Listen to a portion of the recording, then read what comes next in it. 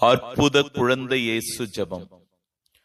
ஓ அற்புத குழந்தை இயேசுவே, கடவுள் வடிவில் விளங்கிய நீர் மனித உருவில் வந்த மாணிக்கமே, கண்ணே மணியே கனி அமுதே, தேனே சுவையே பால்முக இறையே, தெய்வீக முகத்தை காண கண்கள் கோடி வேண்டும்.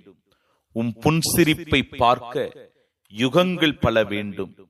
வேண்டி வரும் பக்தர்களின் குறை தீர்க்கும் அற்புதரே, குழந்தை பாக்கியமின்றி இருக்கும் தம்பதியர்கள் மீது மனம் இறங்கும்.